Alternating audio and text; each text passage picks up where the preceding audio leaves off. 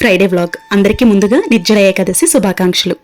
ఈరోజు నిర్జల ఏకాదశి కాబట్టి పూజ ఎలా చేసుకున్నాను, సింపుల్గా పూజ ఎలా ప్లాన్ చేసుకోవచ్చు, అలాగే ఈరోజు ఉదయం పనులేంటి అనేదంతా కూడా ఈరోజు వీడియోలో మీతో షేర్ చేసుకోబోతున్నాను.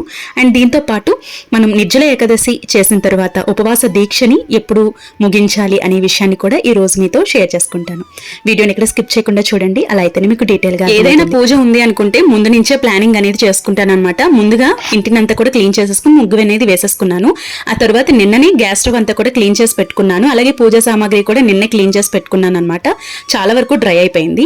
అండ్ ఇప్పుడు నేను పూజ గదిలో పెట్టుకొని ఇవన్నీ కూడా అరేంజ్ చేసుకుంటాను. అలాగే ఈరోజు వెలిగించుకోవాల్సినటువంటి దీపాలు ఏవైతే ఉన్నాయో, అంటే శంకుచక్ర దీపాలు ఉంటాయి కదా, అవి కూడా నీట్ గా క్లీన్ చేసి పూజ గదిని నెలలో ఒకసారి డీప్ క్లీన్ అనేది చేసుకుంటాను. కానీ రోజు ఉపయోగించే పూజా సామాగ్రి ఏవైతే ఉంటాయో అవి మాత్రం డైలీ కూడా క్లీన్ చేసి పెట్టుకుంటాను. అలాగే ప్రత్యేకమైనటువంటి రోజుల్లో, అంటే ఏకాదశి రోజుల్లో కానివ్వండి, ఏదైనా సంకష్టహార చతుర్థి వ్రతం చేసుకున్నప్పుడు కానివ్వండి, ఇవన్నీ కూడా నీట్ గా క్లీన్ చేసి పెట్టుకుంటాను అనమాట. పటాలు మాత్రం మంత్లీ ఒకసారి క్లీన్ చేసి వెంకటేశ్వర స్వామి మాత్రం ఈ రోజు ప్రత్యేకంగా అలంకరించుకున్నాను. అలంకరణ అంతా కూడా నేను షార్ట్ లో పెడతాను, ఒకసారి చూడండి, మీకు చాలా బాగా యూజ్ అవుతుంది.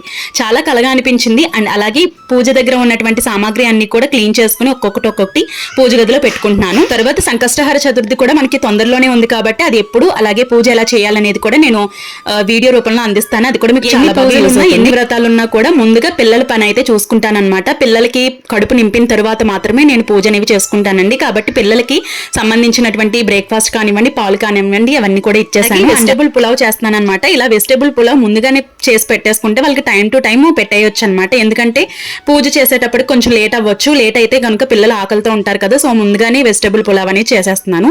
సో దీనికోసం కూరగాయలన్నీ కూడా నా దగ్గర ఉన్నవన్నీ తరిగానండి. అండ్ తర్వాత ఇప్పుడు కుక్కర్లో జస్ట్ చాలా ఈజీగా చేసేసుకోవటమే. ఈ వెజిటబుల్ పులావ్ అనేది పిల్లలకి చాలా ఇష్టం కాబట్టి హనీకి అయితే ఏదో ఒకటి కొంచెం స్పెషల్ గా చేయాలన్నమాట. సో అందుకని చెప్పి ఇంకా పులావ్ అయితే చేస్తున్నాను. దీనికోసం అని చెప్పి వెజిటబుల్స్ అన్ని కట్ చేసి పెట్టుకున్నాను కదా. ఇందులో అయితే స్పైసెస్ ఏమీ యాడ్ చేయను, ఎందుకంటే చిన్నపిల్లలు కాబట్టి స్పైసెస్ ఎండాకాలం మంచిది కాదు కదా. సో అందుకని చెప్పి ఆయిల్ యాడ్ చేస్తాను. అండ్ తర్వాత డైరెక్ట్ గా కూరగాయలన్నీ కూడా వేపించేస్తాను అనమాట. తర్వాత ఇందులో అల్లం వెల్లుల్లి పేస్ట్ వేస్తాను, అలాగే ఉప్పు పసుపు వేస్తాను అనమాట. వేసిన తర్వాత మనం నానబెట్టుకున్నటువంటి బియ్యం ఏవైతే ఉన్నాయో అవి వేసేస్తాను. అవి వేసేసి విజిల్ పెట్టేస్తే మనకి పులావ్ అనేది రెడీ అయిపోతుంది. ఈ రోజులు అంటే సమ్మర్ లో మాత్రం స్పైసెస్ కానీ లేదంటే వేడి చేసేసి ఏవి కూడా పిల్లలకి ఇవ్వకూడదు. ఇస్తే కనుక వాళ్ళకి హెల్త్ పాడవుతుంది, అలాగే కొంచెం ఇబ్బందిగా ఫీల్ అవుతారండి. సో అందుకని చెప్పి ఇలా ప్రికాషన్స్ తీసుకుని ఇలా చేసుకుంటూ ఉంటాను. నేనైతే ఉపవాసం కాబట్టి ఏమి తీసుకోను. పిల్లలకైతే వాళ్ళకి ఇష్టమైంది అయితే ఫుడ్ వండి పెడుతున్నాను. అండ్ అలాగే ఉపవాస విరమణ సమయం చెప్పమని అడుగుతున్నారు. అంటే ఈ రోజు అంతా కూడా ఉపవాసం ఉంటారు, లేదంటే ఒక పొద్దు ఉపవాసం ఉంటారు కదండి. అయితే ఉపవాసం విరమణ ఎప్పుడు చేయాలి అని అడుగుతున్నారు. ఏకాదశి పూజ ఎప్పుడు చేసినా కూడా ఉపవాస విరమణ అనేది ద్వాదశి రోజున మాత్రమే విడవాలండి. అంటే నిర్జల ఏకాదశి ఉపవాస విరమణ మరుసటి రోజు, అంటే 2025 సంవత్సరం జూన్ 7న మనం పాటించవలసి ఉంటుందన్నమాట. ఈ రోజు ఉపవాస విరమణ సమయం వచ్చేసి మధ్యాహ్నం 1:44 నుండి సాయంత్రం 4:31 వరకు ఉందన్నమాట. అంటే మధ్యాహ్నం నుంచి మీరు ఉపవాస విరమణ అనేది చేసుకోవచ్చు. లేదు మేము ఉండలేము అనుకుంటే కనుక మార్నింగ్ మనకి ద్వాదశి గడియాలు అనేవి ఉన్నాయి. పూజ చేసుకున్న తర్వాత గుడికి వెళ్లి స్వామివారిని దర్శించుకుని పంతులు గారికి స్వయం పాకం దానం ఇవ్వవచ్చు, లేదంటే పంతులు గారి ఆశీర్వాదం తీసుకుని వచ్చిన తర్వాత ఉపవాస దీక్ష అనేది ముగించుకోవాల్సి ఉంటుంది. ఈ రోజు నీటిని దానం చేసినా చాలా మంచిది, అలాగే పంతులు గారికి స్వయం పాక దానం చేసినా కూడా చాలా మంచిదండి. మీకు ఉన్నంతట్లో ఏ దానమైనా చేసుకోవచ్చు. అలాగే ఈ రోజు ప్రత్యేకంగా స్వామివారికి నైవేద్యం అనేది నివేదించవలసి ఉంటుంది కదండి. ఈ రోజు అయితే నేను రవ్వ లడ్డు చేశానన్నమాట. ఆ రవ్వ లడ్డు ఎలా చేశాననేది నేను షార్ట్ వీడియోలో పెడతాను, మీకు చాలా ఈజీగా ఉంటుంది. ఆ షార్ట్ చూస్తే మీకు అర్థమవుతుంది. అలాగే ఏకాదశి అనేది సంవత్సరంలో మనకి 24 ఏకాదశులు వస్తూ ఉంటాయి కదండి. అయితే నిర్జల ఏకాదశి అనేది ప్రత్యేకమైనదన్నమాట. చాలా మంది నీరు కూడా తాగకుండా ఈ ఉపవాసం అనేది ఉంటూ ఉంటారు. ఏకాదశుల్లో ముఖ్యంగా ఉండవలసినది ఉపవాసం. ఈ రోజు అయితే గోవింద నామాలు చదువుకున్నా, విష్ణు సహస్రనామాలు చదువుకున్నా చాలా మంచిది. ఒకవేళ రాకపోతే విన్నా కూడా చాలా మంచిది. అలాగే నిర్జల ఏకాదశి ఉపవాసం చేసిన వ్యక్తికి అన్ని ఏకాదశుల్లో ఉపవాసం ఉన్నంత పుణ్య ఫలితం అనేది దక్కుతున్నట్టండి. కాబట్టి ఈ ఏకాదశిని భీమసేన ఏకాదశి అని కూడా అంటూ ఉంటారు.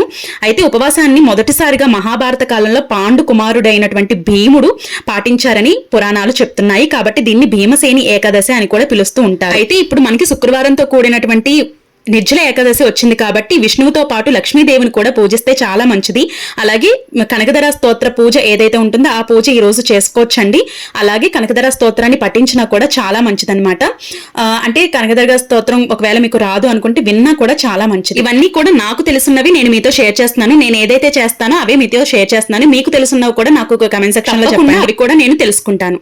అయితే ఇక్కడ మొత్తం వెజిటబుల్ పులావ్ అనేది రెడీ చేసేసాను కదా, ఇందులో కొంచెం మిరియాలు పొడి వేస్తున్నాను అనమాట. ఎంతో కాదు, కొంచెం వేస్తున్నాను. సో ఇలా మిరియాలు పొడి వేసుకోవటం వల్ల టేస్ట్ అనేది చాలా చాలా బాగుంటుంది. శుక్రవారం నిర్జల ఏకాదశి తర్వాత ఇక సాటర్డే కూడా ఉంటుంది కాబట్టి సాటర్డే కూడా పూజ అనేది చేసుకుంటాం కాబట్టి ద్వాదశి రోజు ముందు అంటే మొదటే పూజ అనేది చేసేసుకోండి. ఉదయం పూజ చేసేసుకుంటే ఏంటంటే ఉపవాసం అనేది విరమించవచ్చు. లేదు మేము సాటర్డే కూడా ఉపవాసం ఉంటాము అనుకుంటే ఉండే వాళ్ళు ఉండవచ్చండి, ఇబ్బంది లేదు. త్వరలోనే సంకష్టహర చతుర్థి పూజ కూడా ఉంది కాబట్టి ఆ పూజ ఎప్పుడు వచ్చింది, ఎలా చేయాలనేది మీకు ఇంట్రెస్ట్ ఉంటే కమెంట్ సెక్షన్ లో అడగండి. అది కూడా నేను తప్పకుండా అందివ్వడానికి ట్రై చేస్తాను. ఎందుకంటే సంకష్టహర చతుర్థి వ్రతం అనేది చాలా చాలా మంచిదండి. ఎంత పెద్ద విఘ్నాలైనా తొలగిపోతూ ఉంటాయన్నమాట. అంతేకాకుండా ఎంత పెద్ద సంకల్పం అయినా కూడా ఇట్టే తీరిపోతూ ఉంటుంది. ముడుపు కట్టుకుని పూజ చేస్తే చాలు.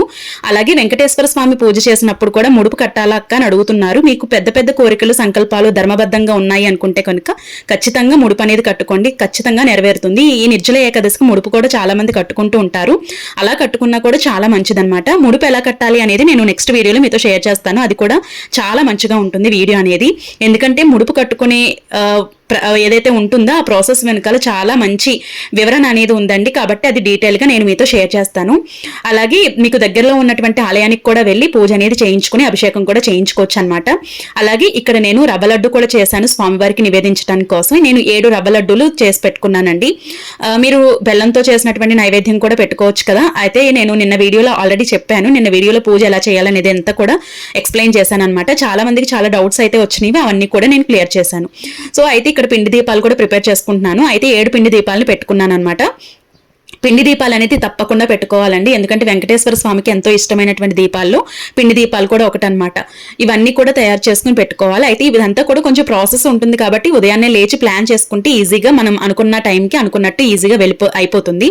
అంటే తెల్లవారుజామునే పూజ అనేది చేసుకోవాలి అనుకున్న వారు తెల్లవారుజామునే పూజ అనేది చేసుకోగలుగుతారు. 5 రోజును కూడా యథావిధిగా పూజ అనేది చేసుకున్న తర్వాత పిండి దీపాలు అనేవి తీసేసి పారే నీళ్లలో కానీ లేదంటే పచ్చని చెట్టుకు కానీ వేయాలండి. మీరు పిండి దీపాన్ని కనుక కొంచెం నోట్లో వేసుకున్నా కూడా చాలా మంచిది, ప్రసాదంగా స్వీకరించినా కూడా చాలా మంచిది. ఈ పిండి దీపాలు ఏం చేయాలి అనే డౌట్ కూడా ఉంటుంది కదా, అందుకు క్లియర్ చేస్తున్నాను. అయితే ఇక్కడ నేను డెకరేషన్ చేశానని చెప్పాను కదండి స్వామివారికి. ఈ విధంగా ఫోటో అంతా కూడా ఈ విధంగా రాళ్ళు థ్రెడ్ ఉంటుంది కదా, ఆ థ్రెడ్ ని చక్కగా ఇలా స్టిక్ చేశాను అనమాట. ఇది ఎలా చేశాను అనేది నేను షార్ట్ వీడియోలో పెడతాను, మీకు చాలా ఈజీగా ఉంటుందన్నమాట. కానీ చాలా చాలా కళగా ఉందండి వెంకటేశ్వర స్వామి ఆ దీపాలు వెలుగుల్లో చక్కగా దగదగలాడుతూ ఉన్నారనమాట. నాకైతే బాగా నచ్చింది, మీకు కూడా నచ్చుతుందని అనుకుంటున్నాను. చాలా ఈజీ అండ్ మనీ కూడా ఎక్కువ ఖర్చు, మనీ తక్కువ అందం ఎక్కువ అన్నట్టు ఉంటుందన్నమాట. చాలా బాగా నిండుగా అనిపిస్తుంది. ఈ దీపాల వెలుగుల్లో స్వామివారు ఎంత కళగా ఉన్నారో అలాగే చూస్తూ ఉండిపోవాలనిపించింది అనమాట. అలాగే కొంచెం నాకు తులసి ఆకులు కూడా దొరకలేదండి, అందుకని చెప్పి నాకు 2-3 ఉన్నాయన్నమాట. 2-3 ఉదయం తీసుకొచ్చారు, అవి నేను పూజలో పెట్టుకున్నాను.